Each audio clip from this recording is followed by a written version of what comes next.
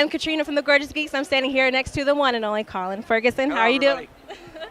Now, I have to talk to you about the last episode I saw. It was Jack of all trades. Yes. Your Fargo, it was insanely good. I mean, the other one was good too, but oh my gosh. I loved it. I loved it. I loved doing it. It was funny. We didn't have any prep time. Like you'd think we wanted to. Jamie sort of broached the idea of the episode, and we're like, great, let's get together the weekend before. We'll get the script.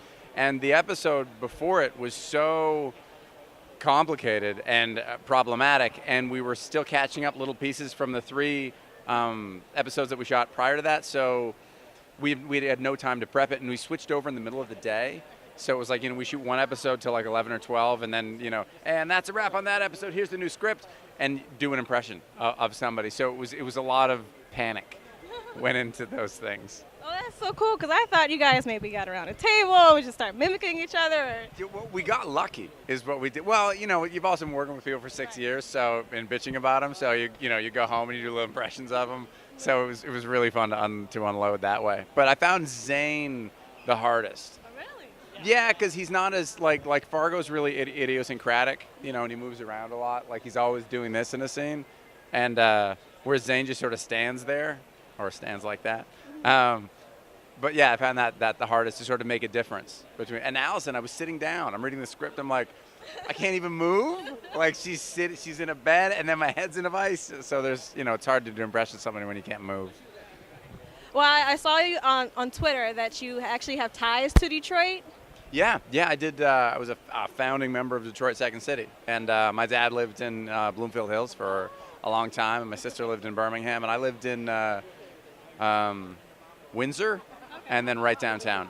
Okay. So, for those of you who live in downtown Detroit. Yeah, brave soul. So what was your favorite moment so far?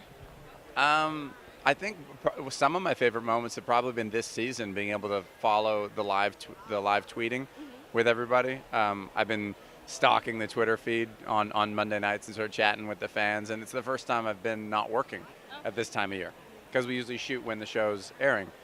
So we don't have any ability to, watch it with people or get any sort of response or feedback. And it's really rewarding. You spend 6-8 months doing one thing, doing one show, to be able to watch it with people and get feedback like, oh, that worked really well. You're like, oh good, yes. It's like being able to do it in front of people for the first time. So it's nice.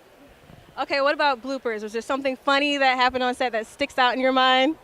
No one thing. I mean, there's always stuff that happens sort of with every scene, but when you're on a show like we are, that's a 7-day show with, not the biggest budget, we can't just sort of throw money at things. So we didn't have time to screw things up so much.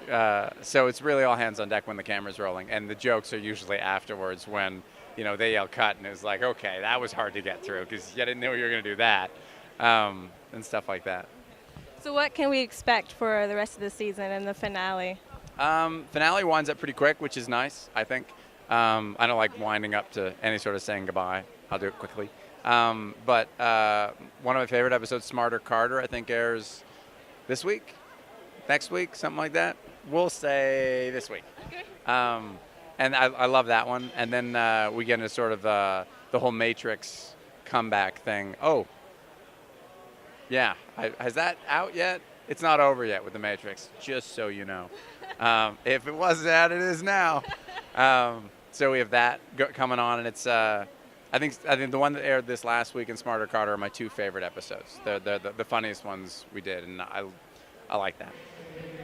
Now, we're all a part of the Gorgeous Geeks. We're all a part about being geeky and being proud of it. So do you have any geeky hobbies? I think every hobby is sort of geeky when you think about it. I mean, I do a lot of home reno, and that's, you can't feel geekier when you're having a discussion about which carriage bolt to use and 2 people have like a strong opinion. Oh, no. You got to use it's so, and there's always a difference of opinion in that. So I get into that a fair bit. I mean, hockey, I've been following that forever, but that's probably the most of the stuff that I do, I guess. And I like following my friends' shows. So I get my buddy Steve does Sherlock and Doctor Who, and so I like watching his stuff, and it's obviously very popular because he's amazingly talented. So I guess I geek out about that. Now, I also saw on Twitter that you're going to Haiti in a couple of weeks. Yeah, I'm doing Hope to Haiti or Hope for Haiti, whatever it is. I'm really involved with stuff that I do. And I guess I'm doing home reno. So I'm doing, I think I'm going to be responsible for stuccoing a children's center. So it's going to be one ugly children's center when I'm done with it. Do my best. It'll be waterproof, but very ugly. No, it'll be great. We'll do a good job. And I guess I'm only going for a week this time around and just trying to raise some money for that. So go to Random Acts, and you can look it up via Misha Collins or Hope for Haiti.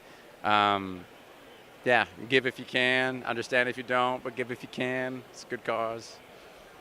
All right. Well, thank you, Colin, so much. Oh, thanks, guys. Okay. All right. All right. Bye. All right.